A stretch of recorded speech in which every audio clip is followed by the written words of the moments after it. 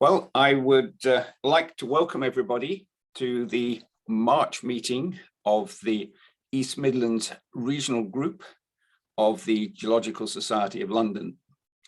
As you may know, the Geological Society runs a number of regional groups, normally aimed at enabling members to network, chat in a sort of more social ambiance.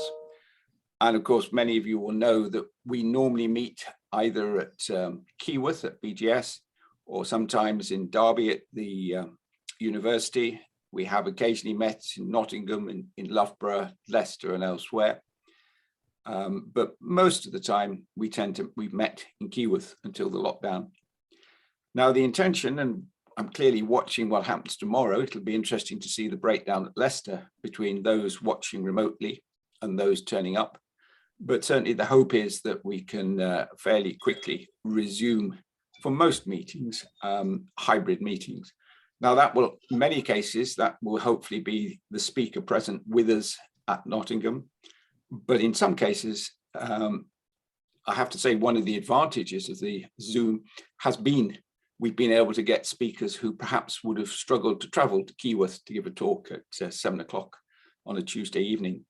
So I can suspect we may well capitalize on it, and because we're fortunate at Keyworth in good projection facilities, that we may well be able to do virtual Zoom meetings with an audience, but the speaker zooming in, projecting onto the screen. Occasionally, it could add a little bit more scope to some of the talks. But tonight, it's actually very fortunate because one of the committee suggested a couple of months back now, I think, hey, the Rutland sea monsters in the news. Did I know anybody who was involved in it? And I was in a very fortunate situation that I did. And that in actual fact, I was talking to one or two of them within a couple of hours because it was a geological curators group committee meeting that day. So I had a quiet word with Emma Nichols and asked if she could. And we're very, very fortunate that she said yes. So to best of my knowledge, this is one of the first talks about the Rutland sea monster. And so what I'd like to do is introduce Emma Nichols, Senior Curator of Natural Sciences at the Horniman Museum and Gardens in London. And as I mentioned, she is Vice Chair of the Geological Curators Group. So Emma, welcome. Thanks, Mike.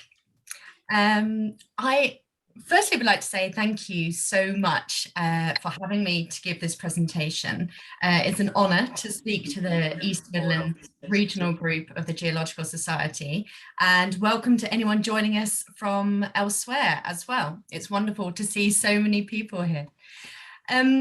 Just in case of any internet issues, I'm not expecting any, I'm actually going to turn my camera off during the presentation just so that you can concentrate on the slides, but I'll be back as soon as I've got to the end of my presentation. So I'm going to start sharing my screen. Mike, if you could confirm. You should be able to screen share. Yeah, I'll tell you how it goes. Great. Yes, it's still in the presenters mode at the moment. How are we looking? That's spot on. You've got it just wonderful. Right. Okay, lovely. Well, let's get going. Okay.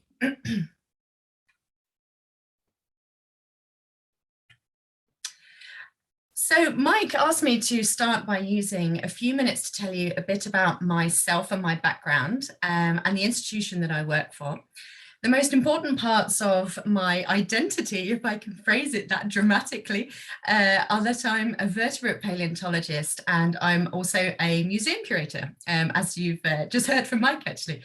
Although I don't get much time at all to pursue my research interests, they are by no coincidence the three groups that I studied at university throughout my academic time. Although I'm going to be brutal actually and say that although my PhD was on elasmobranchs, which is sharks and rays, it's actually, to be honest, just sharks that excite me out of those two. But anyway, the other areas I'm interested in are terrestrial and marine reptiles from the Mesozoic. I'm also, as Mike mentioned, the vice chair of the Geological Curators Group, which no doubt many of you here will have heard of, and a fellow of the Geological Society of London. And I'm the secretary on the Marine Reptile Conference Committee. Now, I've put that in inverted commas as the five of us, myself, Nigel Larkin, Dean Lomax and Richard Forrest. We don't actually have officially designated or recognized titles, but secretary is pretty much the role that I fulfill, and Nigel is sort of essentially the chair. So I just thought I'd pop that in there. By day, I'm the Senior Curator of Natural Sciences at the fabulous Horniman Museum and Gardens in Southeast London.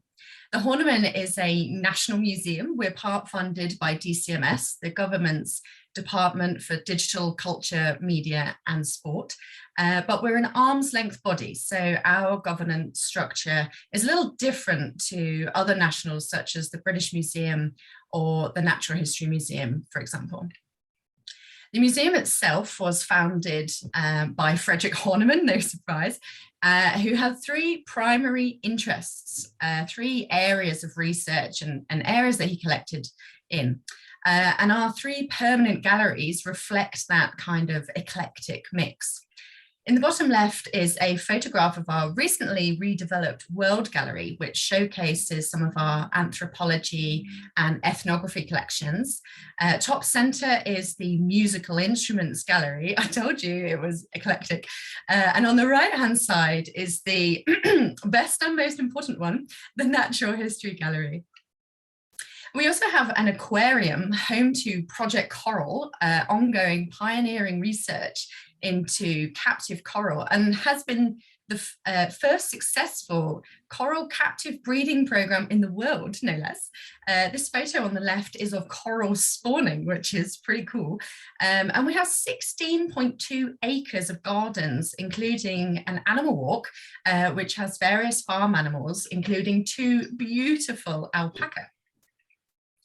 The Natural Sciences collection comprises approximately 250,000 specimens, which cover everything you can think of from the natural world: osteology, entomology, geology, paleontology, obviously, taxidermy, etc., etc. The curatorial responsibilities are divided between Joe Hatton, my colleague, the Principal Curator of Natural Sciences, and myself, the Senior Curator, according to our specialisms. So that means that I'm the curator in charge of the really good stuff, as I like to call it, the geology, the paleontology, and the osteology collections. Mike mentioned the audience would obviously primarily comprise geologists, so I popped a beautiful array of rocks and minerals in here for you. You're welcome.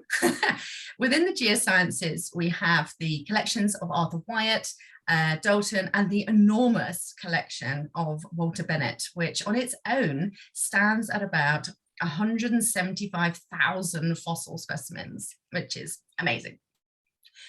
My role at the museum is extremely varied, as are many, if not all, curatorial roles. And this slide gives just some examples of what I do at the Horniman, because the curatorial roles, I think, are different depending on where you are. So the image in the top left shows a session I ran quite recently, actually, post-pandemic, in fact, for a number of school groups on endangered animals. We have a handling collection. You can see this young man's holding a turtle, and it's really great because it allows schools and family groups to get up close with objects from our collections. I facilitate external researchers wanting to access the collections, very important. The gentleman with the bad posture, bless him, he's a lovely chap, doing some morphometrics on some gharial skulls in the museum. In the top right are three of the great many articles I have written. I love writing articles for the museum's blog page. Those three are on paleontological subjects, but I've also written on more geological and also more natural history, zoology. In the bottom left is an image of three live frogs. You might need good eyesight to spot them all. They're surrounded by plastic, and this is an exhibition I worked on with the aquarium team called Beat Plastic Pollution. The idea was all theirs. I just helped write the interpretation for the exhibition text panels. The idea was to create a hard-hitting commentary on pollution, and it was really successful. It actually won Limited Budget Project of the Year in 2020 at the Museums and Heritage Awards, which was fabulous. All of the plastic, by the way, was sterilised before it went into the tanks, just FYI, in case you were worried what we were doing with our frogs. And in the bottom right is an image of one of the talks I've given during our adult late events programme. That was before the pandemic. I'm the tiny pink person in the middle. To finish up this section of the talk before we get on to the really good stuff, I should say, I wanted to give you two quick examples of some really exciting projects that I've worked on through the Horniman. As we all know, the fabulous thing about science is that it is constantly evolving, constantly moving forward, or sometimes backwards, but mostly forwards. However, the pseudo downside of that is that it requires resources to maintain up-to-date displays and exhibitions. And then the Horniman was due to receive Gondwana Studios' incredible travelling exhibition, Permian Monsters, Life Before the Dinosaurs. It was due to come to us just before the pandemic, February 2020. But in 2019, I was the scientific advisor working with Gondwana Studios on an overhaul of the scientific content, because our understanding of synapsids has changed significantly since the exhibition had first been put together. It was an amazing project to be a part of. There were a lot of late nights, but I had the time of my life working on it. The only drawback was that the exhibition was on at the Horniman throughout 2020. So you guessed it, it pretty much looked like this for the duration of its time with us. Unfortunately, we couldn't extend it beyond 2020 due to both our and its other commitments. But I'm hopeful we'll have it back again in the future, by which time it will probably need another overhaul. Whilst it was closed, we worked on a really cool media campaign, hashtag I'm not a dinosaur. These synapsids, the animals you can see here, which are offshoots of our ancestors, and the parareptiles, such as the Pariasaur I was adoringly gazing at in the media photo shoot on the previous slide, were all stomping around the earth for millions of years before dinosaurs had even evolved.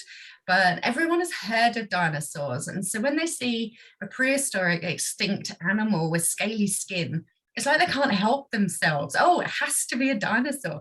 So this media campaign was really fun. And the few times the exhibition was actually open in 2020, it was a delight to hear primary school age children correcting their parents on this blasé pigeonholing. That pigeon reference wasn't a dinosaur pun, by the way. And finally, just a quick slide on what we're up to now.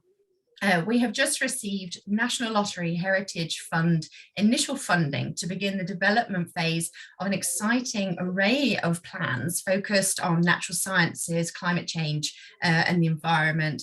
We'll be redeveloping the entire Natural History Gallery, which you can see here, and working up two large outdoor areas into a sustainable gardening zone and a nature explorers adventure zone. I'm currently working on a geological display for the content for the new gallery, and it will explain climates that the UK has seen over the last billion years. And I'm also currently trying to influence plans as much as possible to move and thus expand our current prehistoric garden. You just can't have enough geology and paleontology, really. So watch this space. Okay, so the main reason you're all here, are you ready? Allow me to introduce you to the Rutland sea dragon. When the team were putting out the press release, I said that they should have used this image of me rather than the one you'll all no doubt have seen of Dean, because he's 6'5", whereas I'm only 5'4". So I make it look even bigger and more impressive. But I suppose as Dean is the ichthyosaur expert and the leader of the entire project. I guess it was more appropriate for him to be splashed all over the news. So why is everyone excited about it? Well, there are two main reasons. The ichthyosaur is the largest marine reptile skeleton, pretty much complete. And in fact, it's the largest reptile skeleton to be found anywhere in Britain. And if we're right about the identification, it's the first time this species, Temnodontosaurus trigonodon, has been confirmed anywhere in the world outside of Germany. For the non-paleontologists or non-ichthyosaur buffs, ichthyosaurs are a group of extinct marine reptiles. They evolved at the beginning of the Triassic period, just after the catastrophic Permian mass extinction had decimated the world and wiped out the majority of those beautiful Permian monsters I was showing you earlier. They evolved into at least 100 known species, and they went extinct in the Cretaceous period around 90 million years ago, so about 24 million years before the end Cretaceous mass extinction that wiped out the non-avian dinosaurs. In life, the animal, this animal would have been around 10 meters in length, we think, and it's estimated using index fossils and associated microfauna to be around 182 to 181.5 million years old. So pretty much smack bang in the middle of the Jurassic period. The ichthyosaur was first discovered in January 2021 at a nature reserve in Rutland, the smallest county in Leicestershire, and indeed the whole of England, by this chap, Joe Davis, who is the conservation team leader at Leicestershire and Rutland Wildlife Trust. The area known as Rutland Water is a site owned and run by Anglian Water, and it has several lagoons and is an important conservation area for bird life. Joe and his team had temporarily drained one of the lagoons at the beginning of last year. I've no idea how you do that, by the way. They drained it for routine maintenance, and Joe spotted some large vertebrae, as it would turn out, sticking up in the mud. A colleague that was with him thought it might have been a segment of broken ceramic pipe, which are not uncommon in the area. We saw quite a few ourselves, actually, when we were on site. However, Joe took a closer look, and he thought he recognized it as a fossil. He said he thought it might have been a dinosaur. So we got in touch with Rutland Council, and that's when my colleagues, Dr. Dean Lomax, Dr. Mark Evans, and specialist conservator Nigel Larkin got involved. Just for accuracy's sake, it's not particularly important, but just for accuracy's sake, Dean wasn't actually on site in January. I just wanted to put this picture in here as an example of what Joe and his colleague probably saw when they were walking along. So in February, Dean was on site. In February, Dean, Mark and Nigel met up with Joe, along with Darren Withers in Orange from the Peterborough Geology and Paleontology Group, and Natalie Turner, and they visited the site to see what Joe had found. As the mud was so soft, it so recently having been underwater and all, the team were unable to uncover quite a bit, and they discovered, much to everyone's excitement, that Joe had found the remains of an ichthyosaur. Now, I'm pretty sure you all know what an ichthyosaur looks like, but there are never enough excuses, I have found, to show Bob Nichols' amazing reconstruction of the Rutland Temnodontosaurus. It's just beautiful. Since the discovery, school kids often ask me what it would have eaten. I like to say, well, it was at the top of the food chain, so whatever it wanted, including other ichthyosaurs, which you can actually see here in this image. Obviously, I do then go on to explain its diet a bit more properly and a bit more scientifically. So after the team had spent the day on site, and from this picture of Mark's, it looks like half the night as well, they had to cover it over with a tarpaulin for protection and leave it where it was, as the lagoon needed to be re-flooded. Migratory birds would soon have been circling, I suppose, wondering where their lovely lagoon had gone. And they went home to start working up plans, the team, not the birds, for a full excavation. I love this excellent moon shot by Mark. How jealous am I of his camera's low light capabilities? So after months of planning, grant proposals, and assembling a team of paleontologists, bearing in mind all the rules and restrictions of doing anything in a pandemic, the excavation began 6 months later in August 2021. It was at this point that I came on board, and although I've said it many times already, huge thanks to Dean, Mark and Nigel for inviting me to be a part of the team. Assembling a team in a pandemic requires all manner of extra thought processes and considerations. And the risk assessment included regular lateral flow testing, social distancing as far as possible, masks in vehicles and indoor spaces, you know, that kind of thing, everything that everyone else was doing, I suppose. Now, we were joined on various days by different people who will be introduced throughout the talk as much as possible.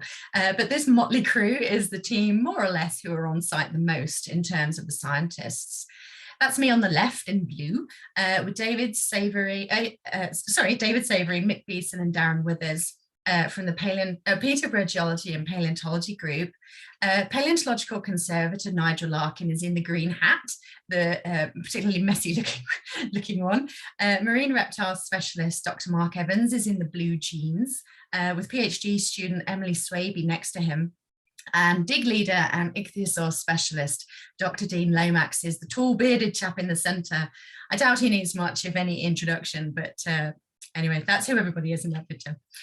Now, members of both Anglian Water and the Wildlife Trust were on site with us a fair bit, and they were really supportive throughout the excavation. In particular, Joe Davis, who we met earlier, on the right in that smaller photo, and the lovely Joelle Woolley, who sorted out lunches, kept us entertained in various ways, and by the end of the dig had graduated to honorary paleontologist. Now, you may have seen this image in the press quite a bit. I love it. It's actually a still from film footage taken by one of the 2 camera crews on site, which I'll mention those later on.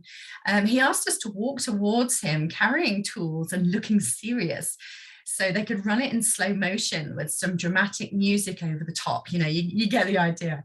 Of course, even as professionals, as soon as someone tells you to look serious, naturally we all started giggling our heads off like children. And it took 3 attempts, I think, from memory, before he got the mood footage that he was after. Here we are on day 1 in August, and as you can see, all of our equipment had to be placed on pallets, and that's because, I'm afraid to say, everything else was covered in a thick layer of bird feces. The lagoon had been drained relatively recently in preparation for the team arriving on site, but even so, that's a few days of all shapes and sizes of birds trotting up and down, doing what birds do. We were on a nature reserve after all. A couple of site-specific hazards for you. They were popped onto the risk assessment. And we spent the first hour on site shoveling poo to one side. We wore gloves at all times, but it was also handy in terms of just a subconscious reminder and awareness in terms of the whole COVID situation. I'm not sure what was more alarming to me, the smell when we arrived, or how quickly I became nose blind to it and didn't notice it anymore. It makes you think about your own house. Not that we have birds trotting up and down our living room, though, by the way. So throughout the slides, you will see that there are 3 colours of high-vis jackets, and being a curator, I loved this categorisation. The green was for the scientists, the blue was for the camera crews, and the purple was for staff and visitors. So this is Nigel, who I'm sure many, if not all of you know, beginning to mark out the site, which was important for 2 main reasons. The first was that the fossils were largely the same colour as the clay. And so with paleontologists, staff and film crews walking around, it was really important to mark out the perimeter of the excavation to help ensure that nothing was trodden on. The second primary reason was for the schematic. This is Phil Rye, who drew the scale drawing of the excavation. He was so focused, I didn't manage to get a picture of him looking up at any point, so I apologise for just showing you a picture of the top of his head.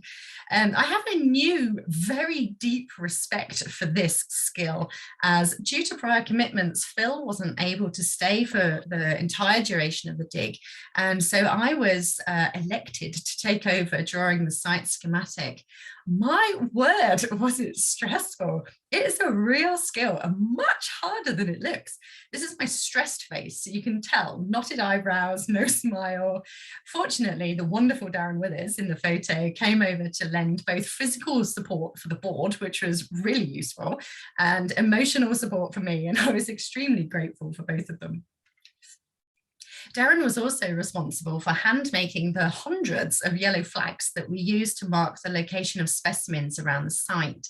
The curation and documentation strategy of the dig was developed by Nigel Larkin, and we used raffle tickets to number individual elements that were to be taken away so that no data were lost. We used a belt and braces approach of photographing specimens in their location, excuse me, both close up and then further back as well, to give location context. And we also described their whereabouts on site in the field notebook. The specimen bags you can see in the picture were really important for keeping things safe and associated where necessary. But as the site was so damp, we had to be really careful of microenvironments. The last thing anyone wanted was sweaty fossils, obviously. I've popped this slide in as one of my personal favourite memories of being on site. This is Paul de la Salle from the Etchers collection, who was on site for a couple of days along with Carol Skiggs. We had had a long morning already, and just before lunch, Paul and I were working together on sifting through the clay around the anterior end of the skeleton, looking for any disassociated teeth. With rumbling tummies, Paul said to me, okay, well, maybe we should break for lunch now and pick up where we left off later. And I replied, yeah, good idea. Well, let's just have 30 more seconds. I just have a really good feeling. And do you know what? Literally within 3 seconds of me having said that, Paul lifted a portion of clay and I spotted a tooth. It was such a pleasure getting to know new colleagues and making friends, new friends like Paul. The camaraderie and teamwork on site was something we all commented on actually as being notably just wonderful. At the start of the excavation, the Jurassic clay was really soft, and so the most appropriate tools to use were paintbrushes and wooden sticks, like literally just, you know, essentially lolly sticks, which fortunately Nigel had the foresight and experience to pack the van with. This is me exposing some of the ribs. I pretty much spent a whole day on ribs at one point, I think. There were so many ribs. I actually had a dream about excavating these ribs. This is Dean working on the skull, which, as you can see, has been dorsoventrally flattened slightly. To orient you, the large bone protruding from his hands to the bottom left-hand corner of the image is the right lower jawbone. This also gives you an idea of the scale of the animal, although don't forget Dean is a giant as well, so actually maybe he's not a very good tool for that. Each evening when we left the lagoon, we carefully covered the site with tarpaulin, weighted down with dried clay blocks. It amused me, I popped this in because it amused me greatly, that by about halfway through the excavation, the ichthyosaur started to look like a dugong each time we tucked it up at night. Maybe that's just me, I don't know. Once we had enough of the skeleton revealed, we had to dig a trench around the perimeter. One of the school kids I was giving a presentation to the other day on the ichthyosaur asked me how long it took me to dig the trench. I said, if I had been the one digging the trench, I would still be there. Fortunately, we had exceptional people on site like Darren, here on the left, that got the trench dug out faster than I honestly thought would be possible. It barely rained throughout the excavation, but as you can see, the trench started to fill up with water, and that's because it was leaching out of the ground. The spit of land that connected the site where we were to the mainland was really narrow, so we were essentially surrounded on all four sides by lagoon. I've mentioned the teamwork already, and no doubt I will again by the end, but we were really good at spotting for each other when it came to remembering health and safety. Imagine you're having to stand in the sludge because you need to access that portion of the skeleton, and you're concentrating really hard and you forget your feet are now several inches below thick, gloopy mud. If you suddenly go to walk away, your body moves, but your feet stay still, and you can really wrench your lower back. But as I say, we were all extremely diligent and very good at reminding each other. And I'm happy to report there weren't any calamities of this nature or accidents of any kind, actually. As I'm British, I have to mention the weather. At times it was very cold. You can see Dean, Mark and myself here pretty much dressed for winter. This is the middle of August, if you remember, but the site was really exposed. You can see how flat it is in this picture. The nearest portaloo was about a 10-minute walk off in the direction of those trees towards the back of the photo. And the nearest hot drinks are at the end of each 12-hour day. But we were all ready to elect Anglin Waters Joelle Queen of Middle Earth when she started organising an urn of hot tea and coffee for us at lunchtime. The exposed nature of the site also caused the camera crews some trouble, as that gorgeous aerial shot that you've all seen, no doubt, or you saw at the beginning of my presentation, was taken by this tiny little drone. Now, I don't know much about flying drones, I've never done it, but I do know that strong winds and a spit of land surrounded on four sides by water is not an ideal scenario, unless it was waterproof, which it wasn't, and you had a fishing net, which we didn't. A more geologically relevant reason to mention the weather was the effect it had on the actual excavation. So when the sun did eventually appear, which I'm glad to say that it did, it dried out the clay encasing the bones, which suddenly became really hard. The wooden sticks and paintbrushes you saw earlier were no longer adequate to penetrate the clay, so we had to turn to oyster knives, which was genius, brought along by Dean. These turned out to be the absolute perfect tool to get through the hard clay, but with enough control. They're pretty small implements. They are what they sound like, in case you're not sure. They are literally knives for opening oysters. So yeah, you had enough control to get through the clay, but without slicing bone by accident. And I do mean you could slice the bone. Many of the fossils were extremely soft until they started to dry out, when they became brittle instead. This is a close-up of a mold left behind by one of the disassociated teeth, which gives you an idea of the state of the clay. As it started to harden, it became friable. It was an extremely challenging excavation in some ways, but I mean, obviously that's what made it such a superb experience, I suppose. Again, to orient you, this is the shaft of the tooth, and at the top left of the sort of center image of the indentation, I hope you can see that, are some fragments of enamel from the crown of the tooth that's still embedded in the clay. As more of the main skeleton, as opposed to disassociated elements, was exposed, we started to give the ichthyosaur a sponge bath, very important, to remove the last layer of clay and then brush off any detritus with soft brushes. Due to the wind frequently whipping across the flat, exposed site, we had to use forethought and strategic brushing directions to minimize the amount of times we dusted off the same area. But once a portion was sponge cleaned, and free of debris, we could apply the consolidant. So this is me on the left working on one of the exquisite hind fins. As I've mentioned, the bones were very fragile, and this whole section of hind fin was going to be lifted out in one block. So we applied a reversible consolidant, a liquid glue, to stabilize them for jacketing and transport. Under direction of Nigel, we applied a solution of 5% paraloid B72 in acetone to the skull, ribs, and the hind fin you can see in this picture. We also had 15% solution on site as well, and we applied that to any areas that looked like they needed a little extra help. It's so fluid, you can apply it with a pipette, which you can see Nigel doing on the right-hand side. In the future, just out of interest, when the skeleton is being prepared for display, this process can be reversed, as I'm sure you know, if it's decided that we feel it's appropriate to do that.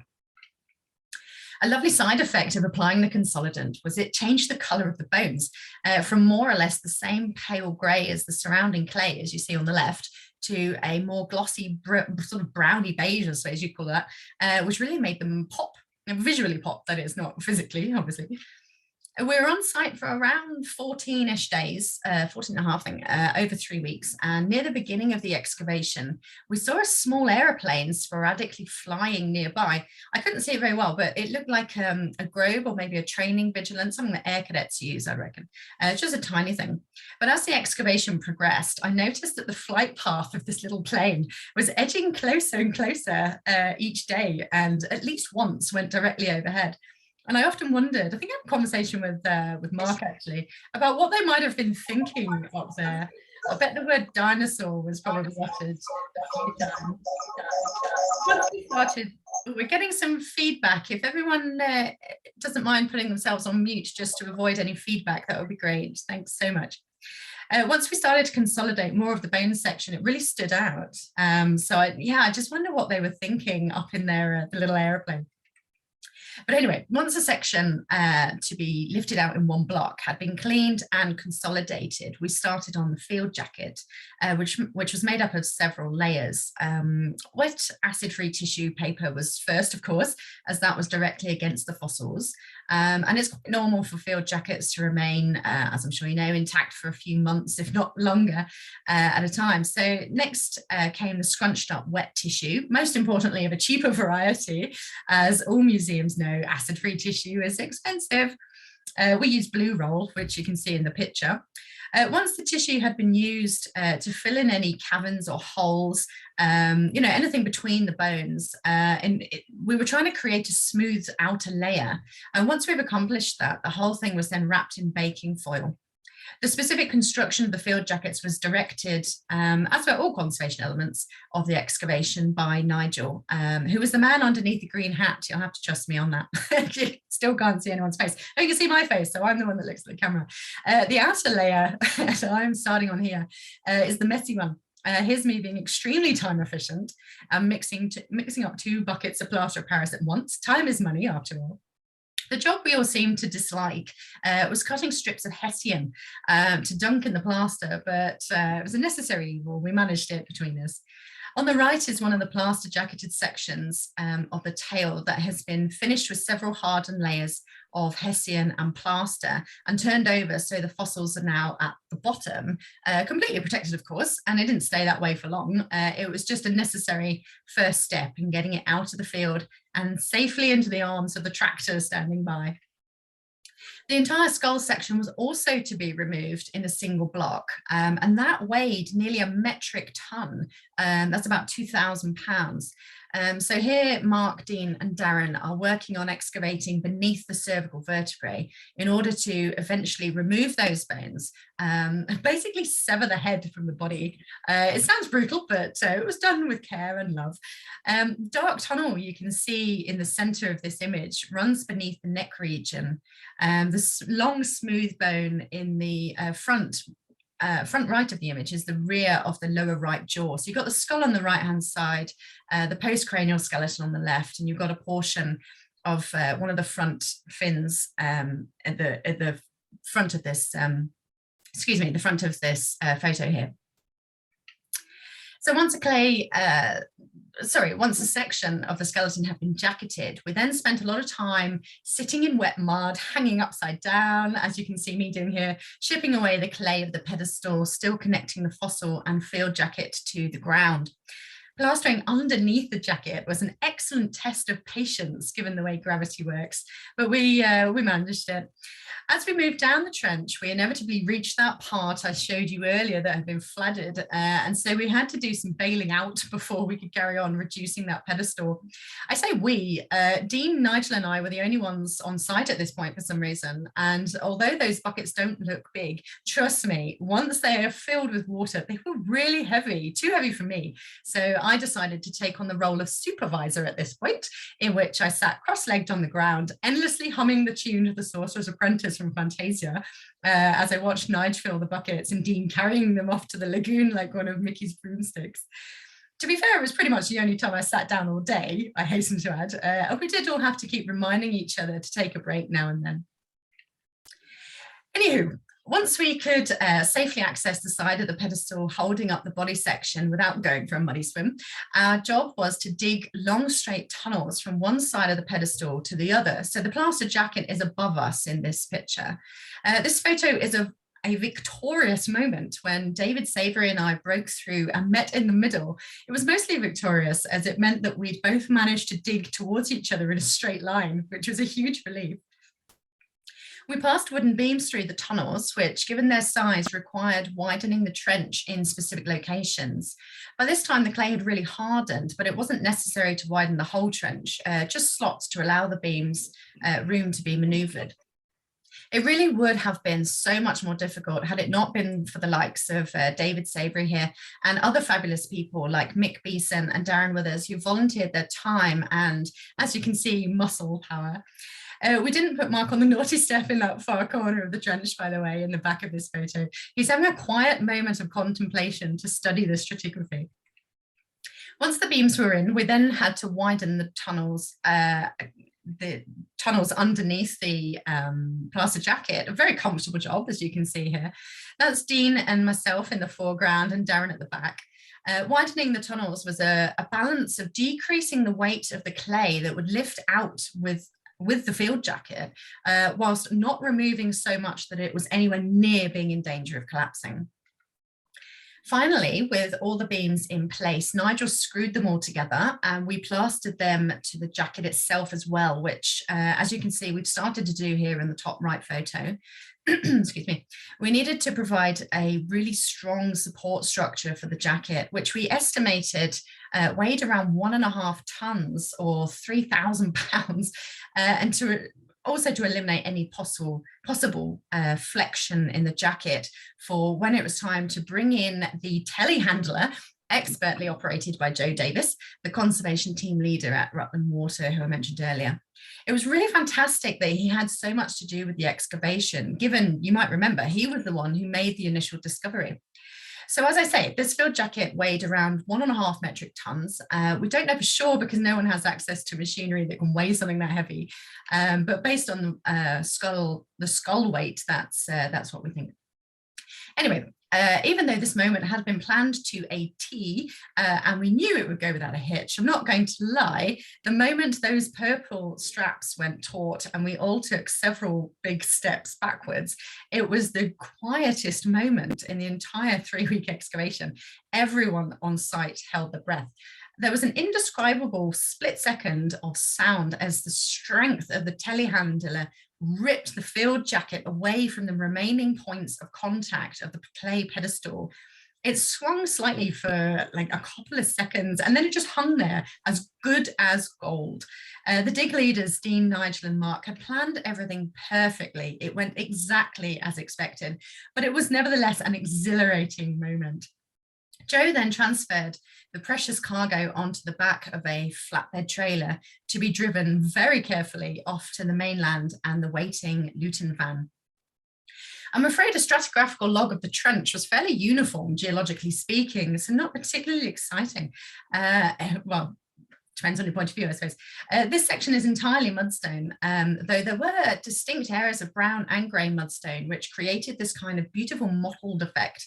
And nearer the surface and the horizon with the Ichthyosaur specimen in, there were very thin sporadic layers of what we think was gypsum.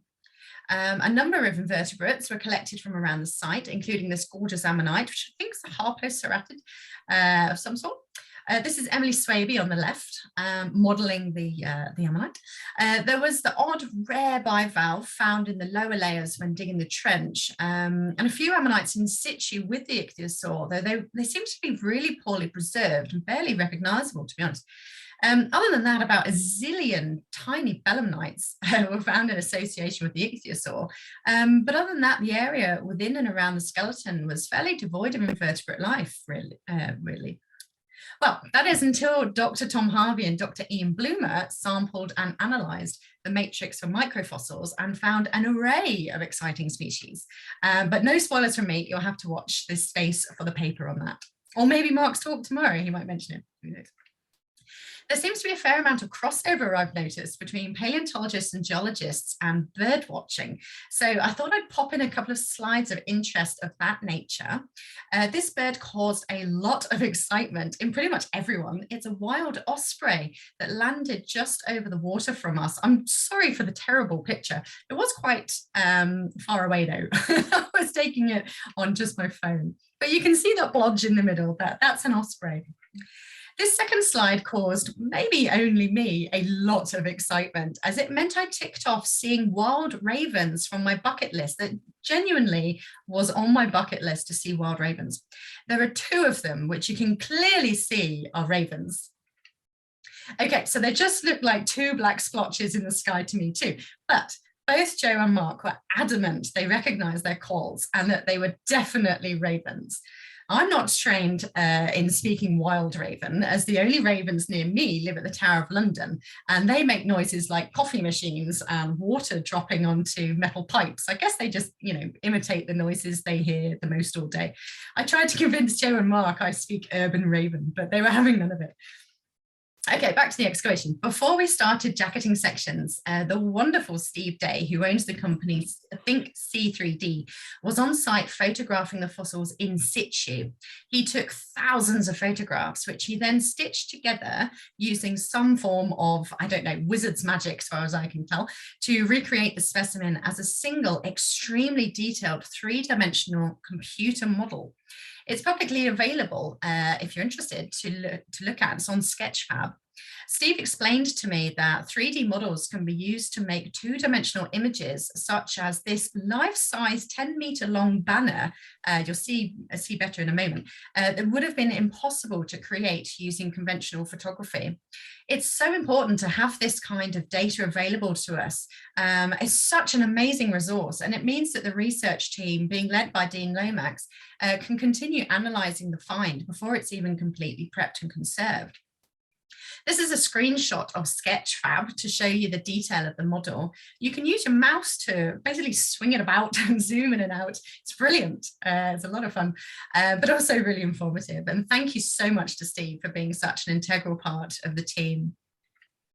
We had a student placement on site for a couple of days, the superb Matthew Butler, as well as his wonderful mum, Dawn.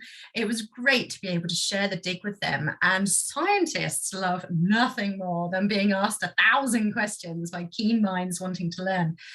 My husband told me not to put this slide in. He says it makes him squeamish. It's not my fault my elbows bend backwards. I can't help it, and I'm completely unaware of it, to be honest. Anyway, I'm sorry about that. Anywho, we're all going to be watching Matthew's career with great interest, and an unexpected but utterly incredible consequence of Matthew and Dawn being part of the dig was that Dawn is an exceptionally talented creator of novelty cakes. The ichthyosaur you see before you, that purple one, is entirely cake, as is the exquisitely detailed and highly accurate, let me tell you, reconstruction of the excavation that you can see closer up on the right. It was a little heartbreaking when Dean and Joe mercilessly cut into the ichthyosaur.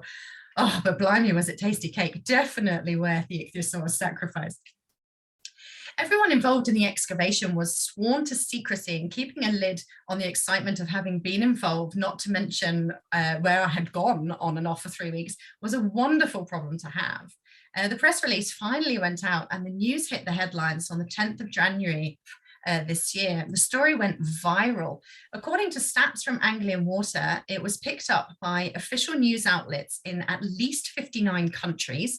Online articles were shared 1.3 million times, a further 1.3 million Facebook mentions, and 11,300 Twitter mentions. Dean, Nigel and Mark conducted over 60 television and radio interviews in the week following the release alone, probably even more since then, a handful here and there from other members of the team too, such as myself and Joe. But I think our favourite headline was from the good old BBC, who, even though we had explained the find as an ichthyosaur and what one of those is, they clearly felt it was beyond comprehension of its readers, so hedged its bets by using all the words and came up with the Rutland sea dragon dinosaur dolphin fossil, much to the amusement of and a little backlash from the online paleontological community. This headline didn't last long before they changed it. I mentioned that the excavation had been filmed by two separate camera crews. The chaps on the left are from Posh Gecko and Matthew Power Photography. Matthew, the photographer, is the one with the long lens there, who Anglian Water had commissioned to document the dig for future use by themselves, Rutland County Council and Rutland Museum. Rare TV filmed parts of the excavation for the, just to confuse everyone, archaeology programme, Digging for Britain. It was wonderful having them on site and invaluable to have so much of it documented on film. These three guys in particular, Rich, James and Matthew, really became part of the team, to be honest. The only downside of having cameras on site for so much of the dig was that you couldn't really rest. You didn't want that single 30-second sit down you took all week to be the one bit of footage you appear in on primetime television. It was about this time that Ichthyosaur Fever hit with gusto. I thoroughly enjoyed the number of my friends and family who messaged me with photos of their TVs the night the documentary aired. Everyone seemed so excited about seeing someone they knew on television. I continued to get messages for weeks afterwards. This is my nephew Sammy in the top left-hand corner, looking for fossils with his sister Lucy in the back garden. And my cousin's son Leo showing a photo of me to his classmates in the bottom right. Knitted, crocheted, and even Lego ichthyosaurs began springing up too. It was just amazing. We even got an online fan base of people we didn't know. You remember this picture from the beginning of the talk. An artist called Eric Storr turned it into a poster of reservoir digs. Every dig has its day. You can see an ichthyosaur in the background behind us there. Available in a variety of merchandise, I might add, as modelled here by Nigel on the left, and that's Darren's mug on the right. Just superb. Okay, I'm going to wrap up with a final section on next steps. For the fossil and the epic skills of specialist paleontological conservator Nigel Larkin, the next steps are preparation and conservation. Here are the 11 field jackets in Nigel's conservation lab, or secret Shropshire base, as several of the news reports referred to it. And there are, excuse me, there are many more individual fossils contained in those carefully labelled specimen bags that will need attention as well. The end goal of the project is absolutely to have the specimen accessible to researchers and on public display. The press loved the story of Britain's largest marine reptile skeleton being found in England's smallest county. This is Rutland County's MP, Alicia Cairns, addressing Boris Johnson. She said, "The motto of Rutland, England's smallest county, is multum parvo, much in little, and never has that been more true than in the last 2 weeks. The greatest Roma discovery in 200 years, and an ichthyosaur, the greatest fossil discovery in 100 years. So will he please support us to build a new tourism industry and 2 heritage museums in Rutland to preserve these amazing discoveries in our county?" We were wondering if this was the first time the word ichthyosaur had ever been said in Parliament. Boris Johnson replied to say he was agog, by the way. The next steps for me personally are a little less heroic than trying to get money out of the Prime Minister. The thirst for engagement with school groups hasn't slowed at all. And so far, the online sessions on paleontology and the ichthyosaur that I alone have given, including, you know, the other people might have given more is what I mean. So the ones that I've given, including live Q&As, have been attended by 105 different schools and over 2,600 children, which is a bit mind-blowing to me. These are some of the tweets put out by school teachers whose classes have attended. And I have many more lined up over the next few weeks as well. And that brings us to the end, minus a couple of important slides of gratitude. Firstly, and most fundamentally, thank you so much to Dean, Mark and Nigel for inviting me to be part of the dig. It was an honour to work with you and to be trusted with something so important. We don't have a photo of the whole team, unfortunately, that helped to make the excavation happen, as primarily due to COVID, we were never all on site at the same time. But nevertheless, I'd like to thank each and every person who worked on the excavation, as they were all a delight. It's rare to find a group of such dedicated and highly motivated people with such an exceptional work ethic and such outstanding teamwork skills. You know, nothing was too much trouble for anyone. And I feel as though I've made friends for life. So that just leaves me with the very important slide of appreciation for our funders in terms of the excavation part of the project. And thank you again to the PGPG, who I've mentioned, and to the Horniman Museum, in particular my line manager, Jo Hatton, for having trust and faith in me to the extent she helped me persuade the Horniman to give me a week of paid time to be on site, even though we couldn't tell them anything about it or where I was. For the subsequent 2 weeks of the excavation, I used annual leave, so I should also thank my husband for being supportive and not leaving me. And thank you to the EMRG for inviting me to speak. And finally, thank you to all of you for listening. I hope you've enjoyed my presentation.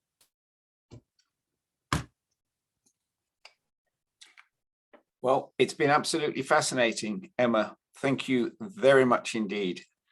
Are you happy to answer questions? Can I throw the floor open to questions? Yes, absolutely. The recording's still on, just so you know, Mike. It is. I will stop the recording now.